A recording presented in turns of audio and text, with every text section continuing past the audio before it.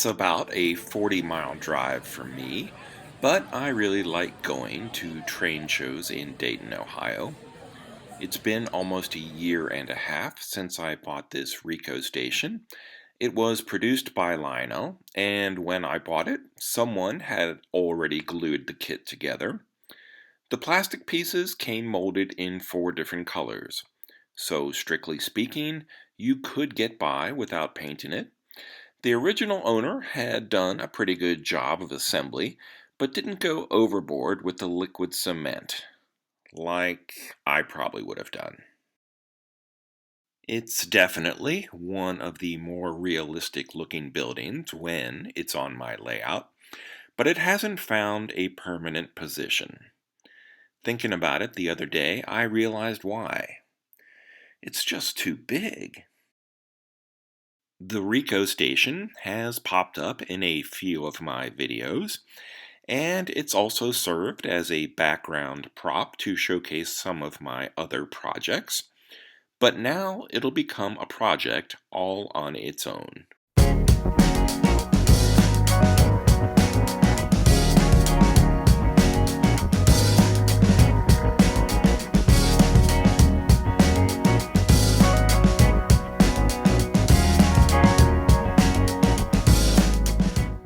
The doors and windows are never coming out. They are cemented in solidly. The trim pieces, now that's a different story. The roof above the freight building is also loose enough to come apart without any breakage. And that's where I'll begin to make the size of this whole kit just a little more appropriate for my small layout. It's not the cleanest of separations, but I can't think of any way to reuse the 2 long sides or the base, so who cares? Will I throw them away? Probably not.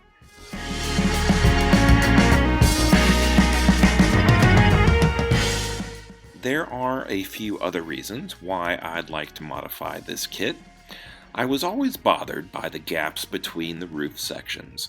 I don't know if that's a design flaw from Lionel or an issue with the original builder's assembly, but that will be fixed.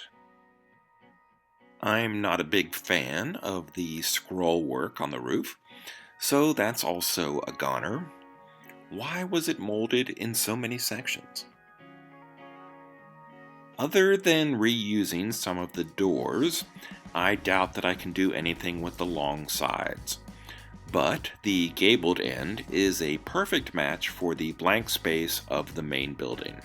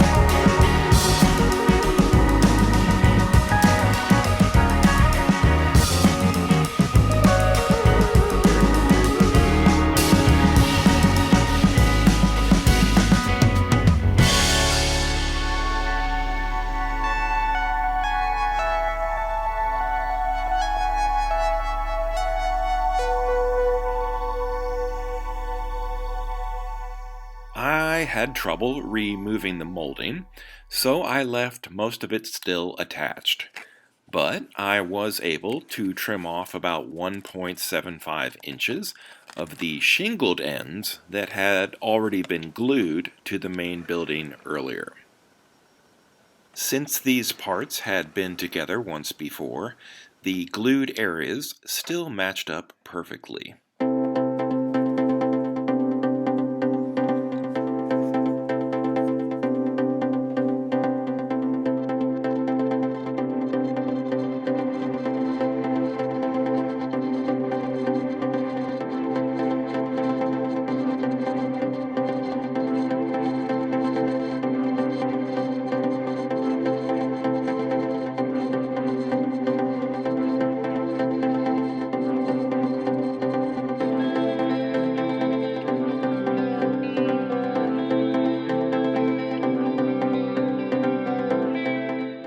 When I finished an earlier scratch building project, I was wondering what I'd do with this leftover styrene. Now I know. It's perfect for capping off the peaks and also for filling in the valleys in between to hide those unsightly gaps.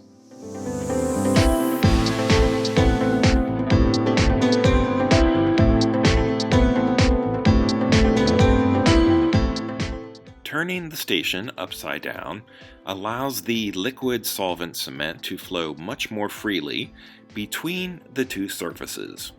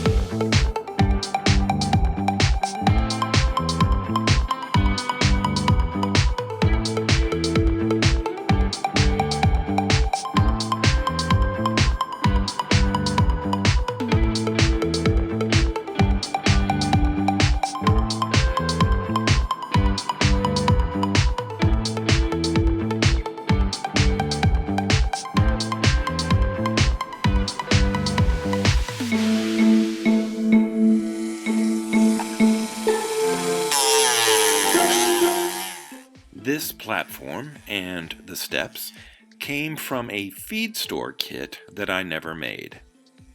It would have been even larger than the Rico station, so I never built it. But I've been using it for parts over the years, so it still served a purpose.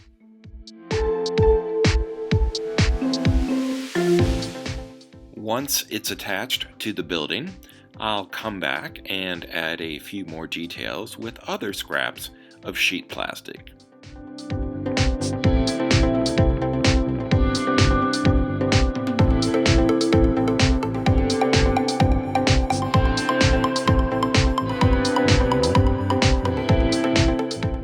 In the next video, I'll come up with a new paint scheme. The tan, brown, and gray need to be changed.